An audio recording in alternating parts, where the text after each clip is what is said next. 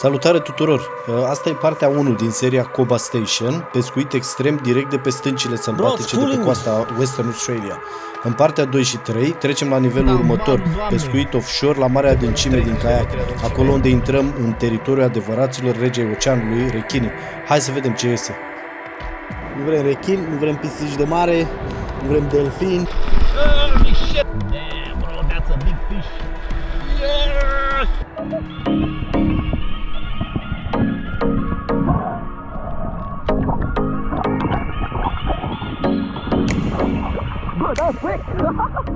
Neața, ne pregătim de plecare, trebuie să luăm trailerul aici în spate și gata, mergem, avem 1000 de kilometri de condus, ne vedem când mergem acolo.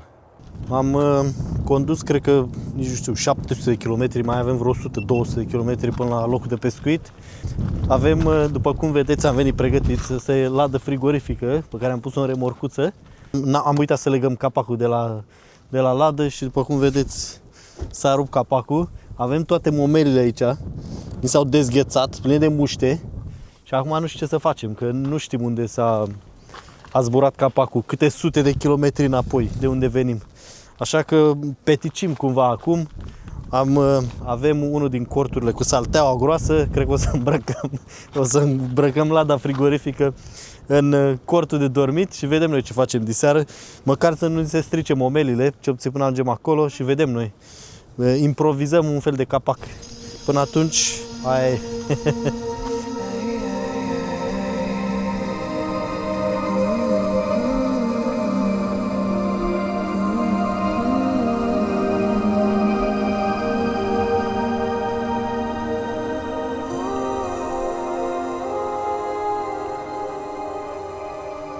Bam! Let's go!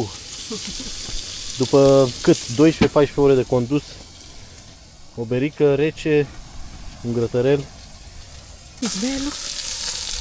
The barbecue's done, bro. Yeah. Și avem miel și vită și cam atât. Sare și gata. Pentru seara asta e suficient. Mamă, ce e la mine aici. Nasol când ești singur la pescuit, fără ajutor, soție, copii, să facă treabă. Aia e. Uite, ăsta e cortul. Bă, că stă bine cortul, sunt uimit, sincer, cât de bine. O pânză din asta ca să țină nisipul departe.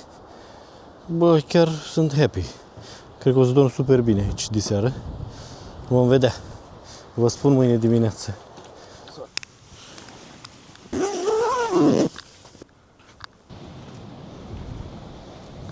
Am dormit oribil. Niciodată nu dorm bine când e lună plină. Planul astăzi este, mergem pe stânci, o să vă arăt mai târziu. Sunt niște stânci mari acolo, mergem cu mașinile pe stânci și cred că pescuim de pe stânci, probabil la balon. O să vedeți cum se face pescuit la balon aici. Dacă nu e vânt foarte mare, o să pescuim și la dronă.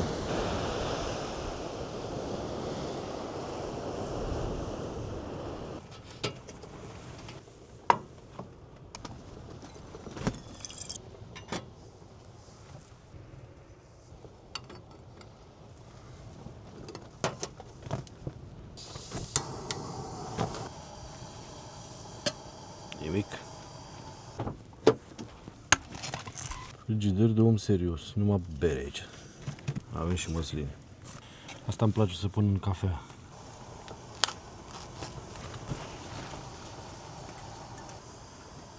În sfârșit este. Instalăm panoul solar de acolo. Avem lada frigorifică pe care v-am arătat-o că i-a zburat capacul ieri. Am pus o grămadă de genți și de chestii din astea să țină pe post de capac. Gheața văd că stă super bine în ea, nu s-a topit nimic. O lăsăm aici în soare, la panou solar. Nu știu dacă pot să vă arăt chestiile astea, dacă le vedeți aici. Sunt reglate la o anumită presiune, le-am pus la 20 PSI. Pentru că o să mergem prin nisip și pietre și las roțile pe toate. Asta la fel aici.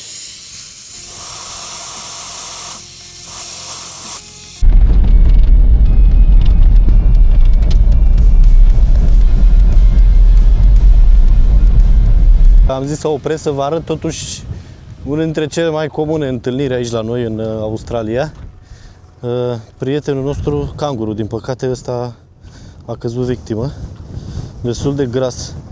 De obicei vrei să vezi dacă are și pui, dacă mișcă. If there is a joey inside, sometimes they have joeys. Yeah. Huh? Yeah, he's still fresh, man. Is it? A little Or is bit. it Nah, just nah, he's a bit- inflated? He's stiff now. He's Stiff, eh? Should we just drag it? yeah, I'll join. Huh?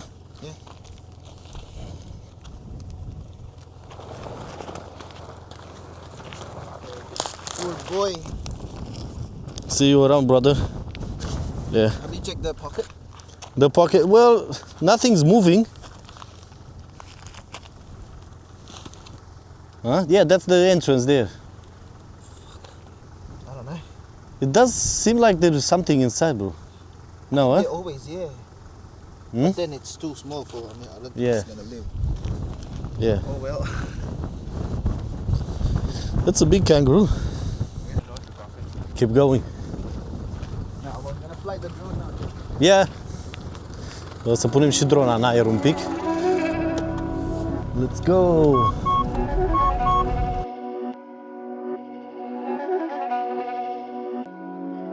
These my doubts make it hurt.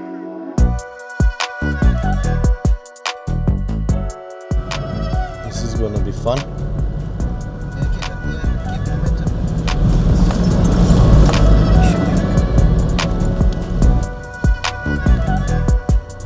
Oh yeah.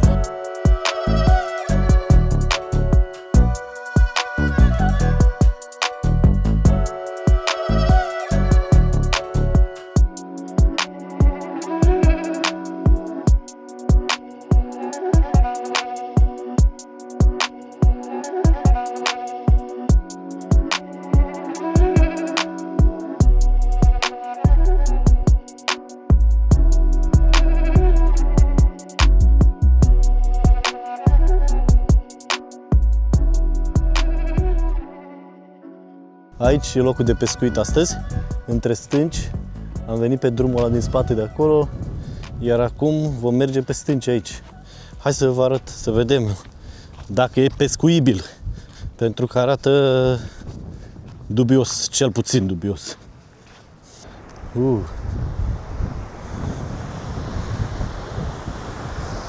Și unde să dai la pește aici, frate? Sunt 20 de metri până jos. A? Se pare că aici vom pescui. Planul e stăm în vârf pe stânci aici. Stânca asta, nu știu, are 15 metri probabil în jos și dăm cu undițele de sus de acolo și ducem cu balonul.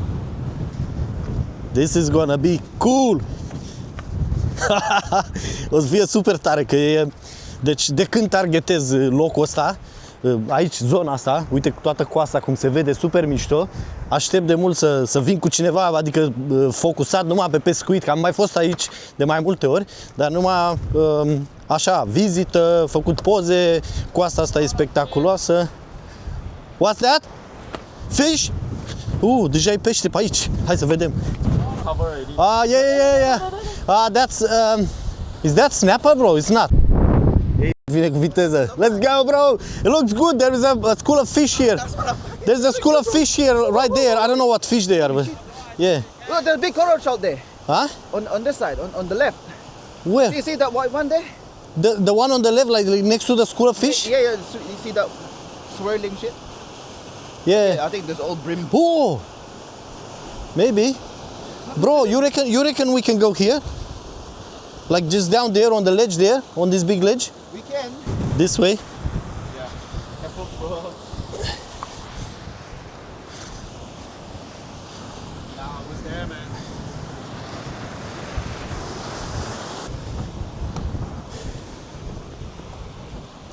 Because from there, John, we can cast further. Huh? We can cast further from that. Yeah, it's true. If you stay there, you can't cast, even with the balloon. Bro, I'm planning to do the balloon fishing, not the casting. Like I'm gonna put a balloon and cast it and then it's gonna be blown away. Okay, let's go. Let's get set up and... Yeah. Let's do it, man. Gata, ne We'll bring all pregătim. the tackle here. Yeah. Ne pregătim, aducem totul aici, undițe, ce avem, momeli, tot. Bine, mașinile sunt acolo, nu știu dacă le vedeți, fix acolo, așa că nu e super departe. E un pic scary aici, stâncile astea sunt uriașe, dar sper să vedem ceva pești mari. pentru că aici, în zona asta, apa e mare, e adâncă și sunt o groază de pești pelagici, se numesc ăștia. Ton mare, Spanish mackerel, precum ăla pe care l-am prins și l-am pus deja pe social media, când? Acum o lună sau când naiba a fost, din caiac. Numai că aici, din păcate, nu avem unde să lansăm caiace, dar, în schimb, de pe mal de aici e perfect. Punem balon, lăsăm vântul să ia momeala cu balon și lăsăm, nu știu, 200-300 de metri, câtă linie avem pe undiță, lăsăm să se ducă acolo și să vedem dacă ăștia pelagici nu trăiesc pe fund, trăiesc la suprafață. Deci, practic, ei se hrănesc la suprafața apei, așa că nu știu, probabil că pun balonul și las 2 metri de fir sub balon și acolo va sta momeala. Și de preferat, dacă putem, să prindem ceva momeală vie, peștișor viu și îl punem așa sub balon și îl arunc de aici. Sigur trebuie să le ia ceva. Ori cel mai rău caz le ia un rechin, ceea ce nu vrem neapărat un rechin, dar cel puțin dacă e un rechin, ne distrăm și lăsăm să plece. Hai, vedem. Aici e balonul. Doamne, muștele astea din Australia sunt criminale. Îți intră în ochi, îți intră în gură, n-au niciun fel de bun simț, niciun fel de frică, jale. Mi-e dor de muștele românești.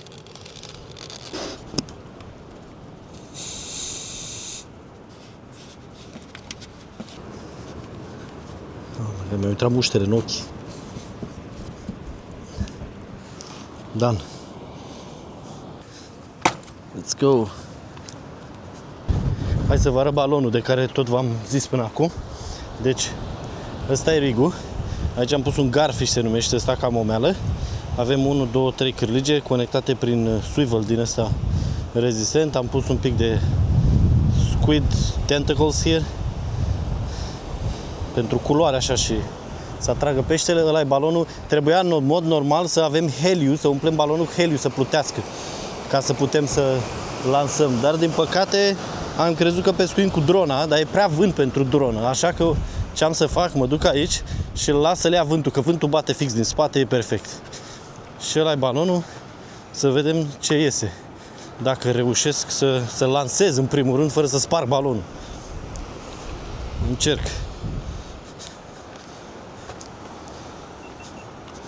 Ready? Ready, bro? Send it out. Let's see. Which way does the wind go? Straight out. Huh? Hold on. Perfect. Done, bro. Done. Nice. Now we engage. Yeah. Have to wait. That's okay, man. It's gonna be picked up. If it gets tangled, that means the water is too shallow there. But I don't think so. I don't think so. Let's see if it breaks the surf line. Yeah, it's going, bro. We don't need a helium. Ok, ați văzut, da? Deci cam ăsta e planul. Nu știu dacă vedeți voi balonul, că deja s-a dus ceva departe, dar asta e ideea. Să vedem acum dacă nu. Mamă, de aici e perfect. Îl las să se ducă cât mai departe. Uite, așa îi dăm drumul încet. E perfect. Do you have Bro, I've... you have Oh, what's another- that? Turtle. Yeah, turtle. There's a turtle, bro. Setup-ul gata. Undița aici. Balonul e... nici nu știu, super departe. Nu știu unde s-a dus. 300 de metri, poate? E acolo, stă singur, așteaptă momeala sub el și așteaptă să fie mâncată. Să vedem.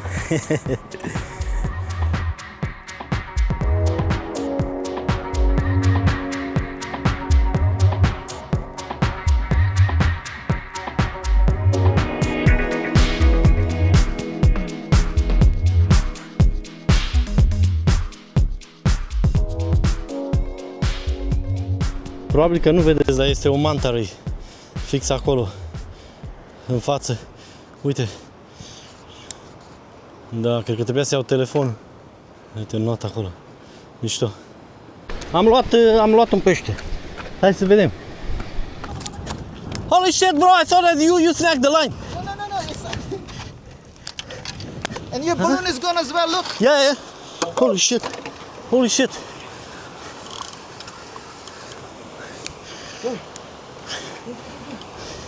Huh? Bro, seems to be pretty big. Nu știu ce e ăsta. E de tai pește. Yeah, bro, I think this probably is a big shark or something. It's a big fish, bro. Yeah. Holy shit, man, it started running. Woo! That thing there, Oh my god, yeah. That's a... you wanna follow it, man? Huh? Follow it, man. It might snag you around that. Bro, that's a big fish, man. Nah, no way, man. Wanna go for a break? Huh? No way, man. This is like a... Oh my god. Come back, bro. No way, man. I can't even turn its head up. Deci am luat ceva mare. Nu știu ce e, dar... Oh my god, it's ruining my legs. That's a big shark, bro. You might have to. I don't think I can take the line across that rock, bro. It's just too big. It's going wide now. Huh? Let's just hope it was Nah. Come back, bro. No way, man. No way. Holy shit. Bro, it's pulling me.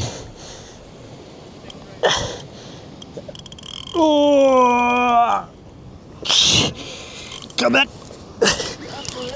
Yeah.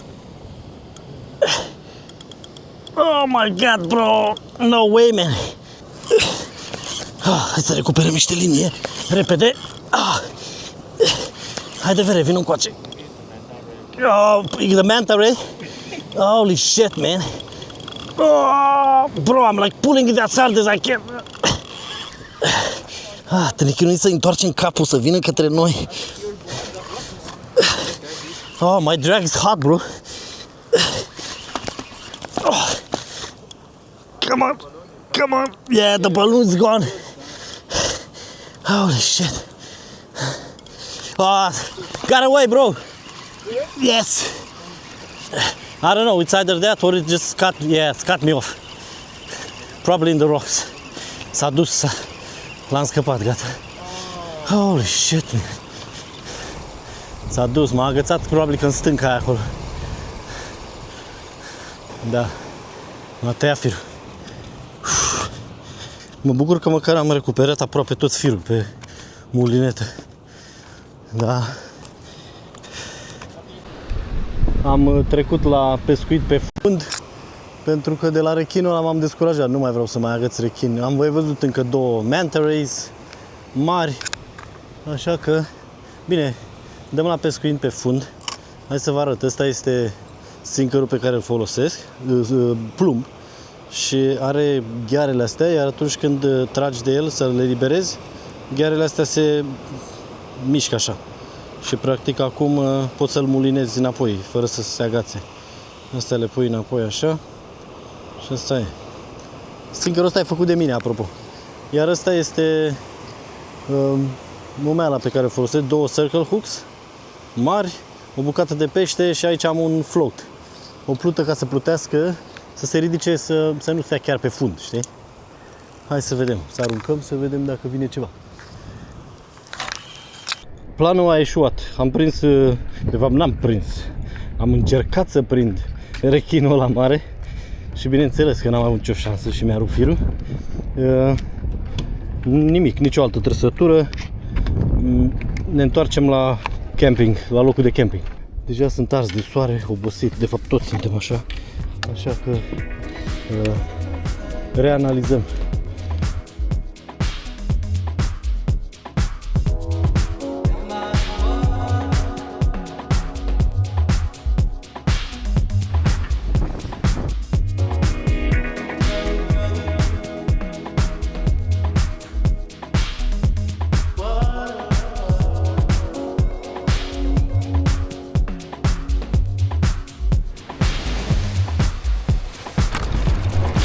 Nu vrem rechin, nu vrem pisici de mare, nu vrem delfini, vrem ceva de mâncat.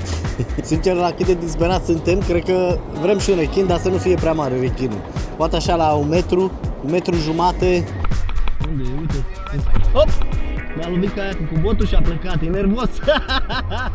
Nu vreau să-mi pierd nici peștele, nu vreau să rămân nici fără degete. Big shit! Damn, bro, that's a big fish. Oh, ia uite cât avalul, Doamne! Exact ce vă spuneam mai devreme.